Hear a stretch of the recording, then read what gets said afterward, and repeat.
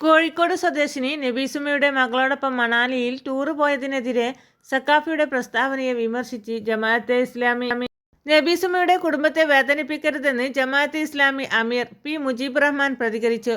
വിധവകളുടെ ഈ മൗലികാവകാശത്തെയും ഇസ്ലാം ഹനിക്കുന്നില്ല എന്നും നബീസുമ്മയ്ക്ക് പിന്തുണ നൽകി പി മുജീബ് റഹ്മാൻ വ്യക്തമാക്കി.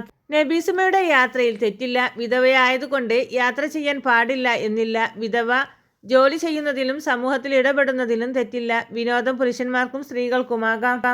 വിധവകളുടെ ഒരു മൗലികാവകാശത്തെയും ഇസ്ലാം ഹനിക്കുന്നില്ല. ഭർത്താവിൻ്റെ മരണത്തിന് ശേഷം ദുഃഖാചരണ കാലയളവ് കഴിഞ്ഞാൽ ഏത് സ്ത്രീക്കും പുറത്തിറങ്ങാം.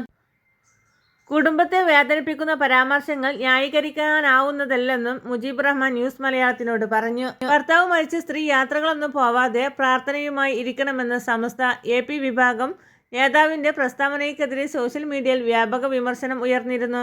ഇബ്രാഹിം സഖാഫി പുഴക്കോട്ടിരിയാണ് പ്രസ്താവന കൊണ്ട് പുലിവാല് പിടിച്ചത്. 25 വർഷം മുമ്പ് ഭർത്താവ് മരിച്ച കോഴിക്കോട് സ്വദേശിനി നബീസുമ്മ മക്കളോടൊപ്പം മണാലിയിൽ ടൂർ പോയതിനെതിരെയാണ് സഖാഫി വിമർശിച്ചത്. ദിക്റും സ്വലാത്തും ചൊല്ലി വീട്ടിലിരിക്കേണ്ട പ്രായത്തിൽ ടൂർ പോയതും പോരാ, കൂട്ടുകാരികളെ കൂടി വിളിക്കുന്നു എന്നായിരുന്നു സഖാഫിയുടെ പ്രതികരണം.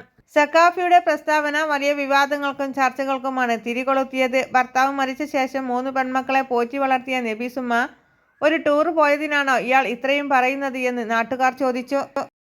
സഖാഫിക്കെതിരെ നബീസുമ്മയുടെ മകളും പ്രതികരിച്ചിരുന്നു. ഭർത്താവ് മരിച്ച സ്ത്രീ ലോകം കാണാൻ അവകാശമില്ലേ എന്നായിരുന്നു മകൾ ജിഫ്നയുടെ ചോദ്യം. ഉസ്താദിന്റെ വാക്കുകൾ ഉമ്മയ്ക്ക് ഏറെ പ്രയാസമുണ്ടാക്കിയെന്നും മകൾ പറയുന്നു. എന്തോ വലിയ തെറ്റ് ചെയ്ത പോലെ ഉമ്മ കരയുകയാണെന്നും യാത്ര പോയതിൻ്റെ സന്തോഷം മുഴുവൻ പോയെന്നും മകൾ സോഷ്യൽ മീഡിയയിലൂടെ പറഞ്ഞു.